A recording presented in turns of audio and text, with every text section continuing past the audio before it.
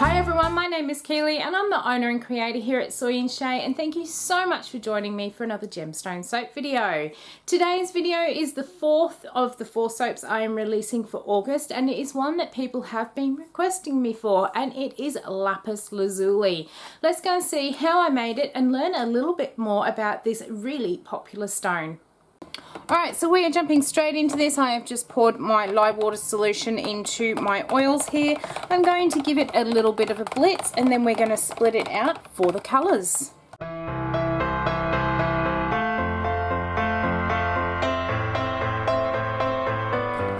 I'm pretty happy with how that is looking so far. The little floaty bits that you can see in here is because I've just finished making the Dalmatian stone soap, and I obviously didn't clean my mix off very well in between.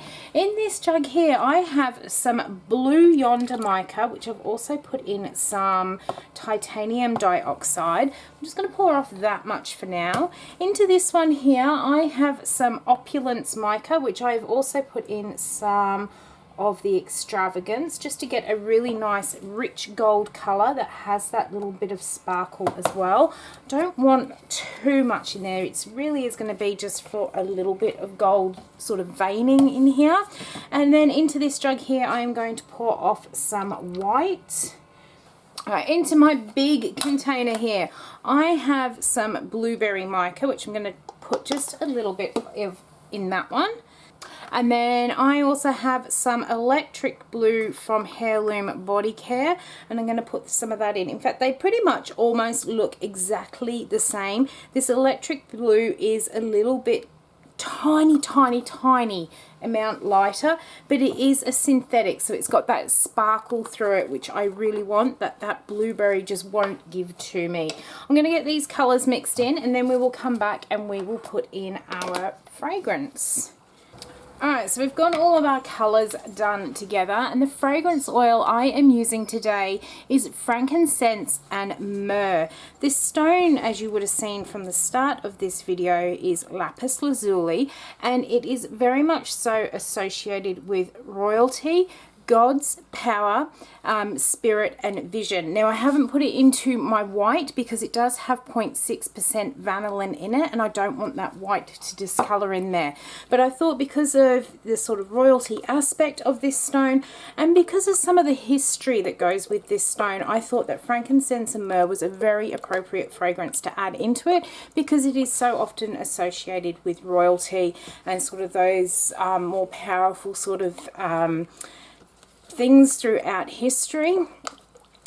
Right, so lapis lazuli is associated with the throat and third eye chakras, and for all of you lucky September babies, it is your birthstone. As well as for the September babies, it is also associated with the star signs of Taurus, Virgo, Libra and Sagittarius, and it has a water element, but I've forgotten to write down what the planet is, so if I can find that one out, I will put that one up on the screen for you.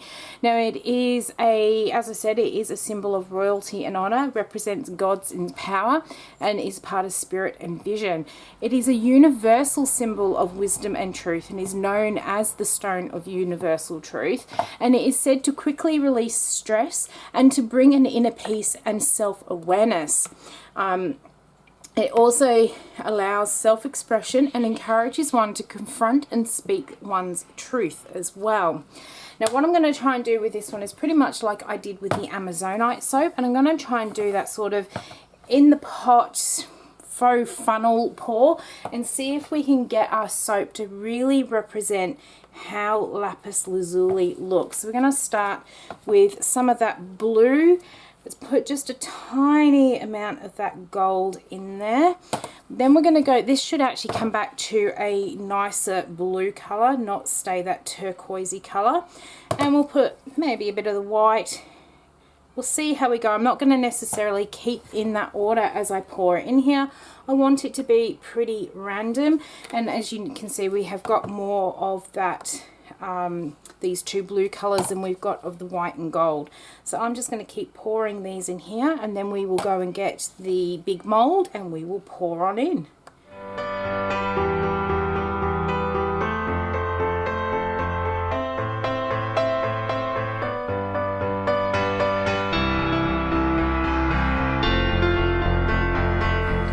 Alright, so I've made a rather suitable mess here. What we're going to now do is pour this straight into our mold, and oh my goodness, that is looking so good. This is going to be a long wait until I can get to gut this one.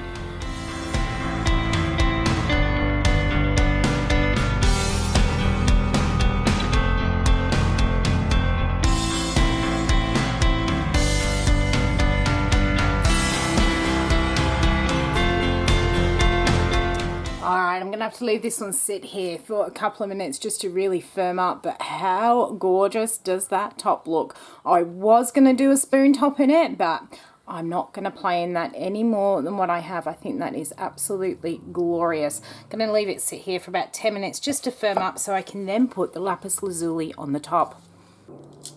Alright, so this is set up enough now that I can now put pieces of lapis lazuli on the top here, and I know so many of you are going to be excited to see this in the store for August. It is perhaps one of the most sought after stones out there.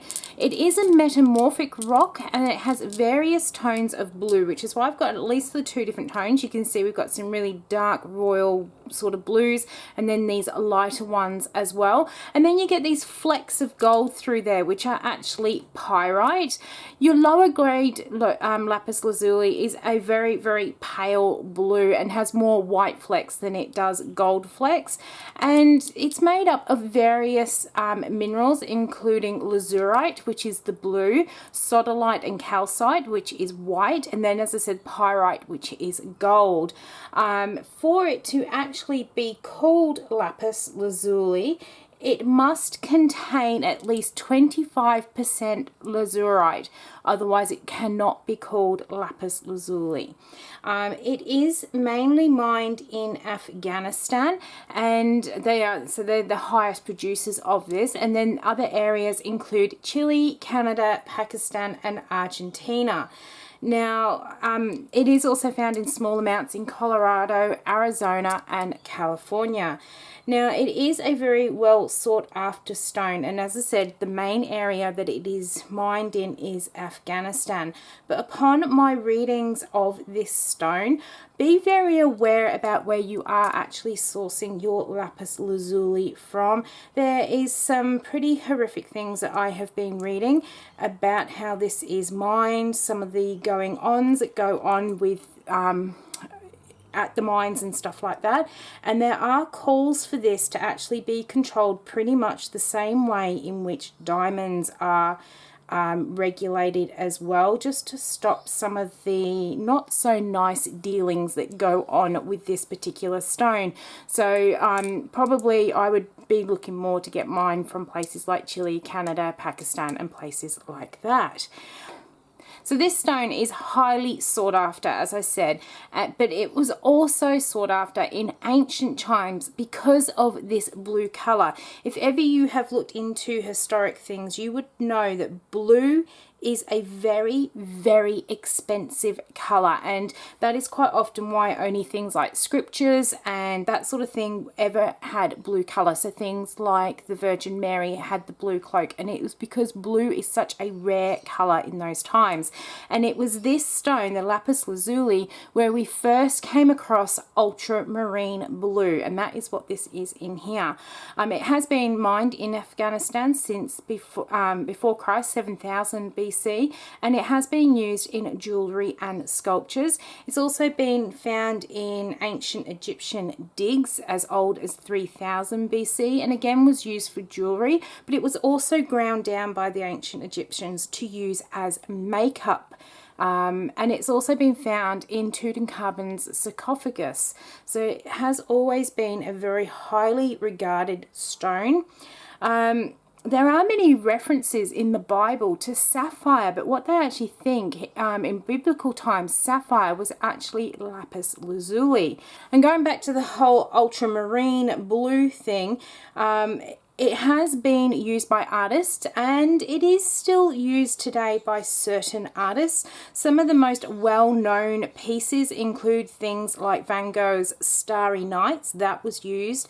Ultramarine blue from lapis lazuli was used in that, as well as The Girl with the Pearl Earring. That painting also features the Lapis Lazuli Ultramarine Blue, which is another reason why, apart from the actual artist, why those paintings are so expensive, and it is because they have actually ground down the Lapis Lazuli to create that blue colorant. I'm going to bring you down for a closer look.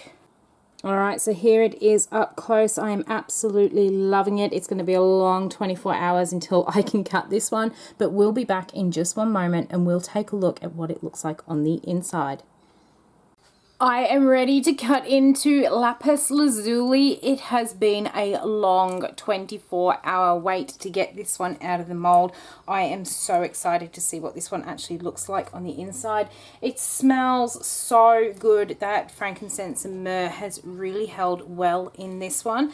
For anyone that is interested here in Australia, it is the frankincense and myrrh number 8 from Aroma, and it has behaved so well. I am pushing through here. It has actually set up quite firmly, so I probably didn't need to wait the full 24 hours. But we are almost through, and then we'll take a look at what we've got. Alright, I always get to see the end, and I get so excited to actually show you what this looks like on the inside. That is it, and that is just absolutely stunning. It really does reflect the stones on the inside. That gold, it's got that richness to it that pyrite generally has, but it's also got that sparkle in it from off of that extravagance gold that I've put in there. I am really stoked with how this has come up. Loving those blue colors as well. They really complement the stone on the top there. This one has come up a little bit more green than it has come up blue, but when you look at, say, this one here, it really does match in with that sort of white blue on the top there as well. I am so pleased with how this one has come up.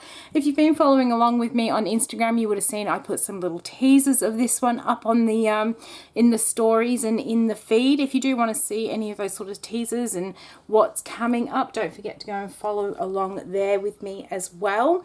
I hope you have enjoyed watching how I made the Lapis Lazuli. It is a part of that August collection, so it is now available on the website. If you have enjoyed watching me make this one, why not leave me a thumbs up in any comments down below. And until the next video comes out, I hope you have a good one, and I will see you then. Bye.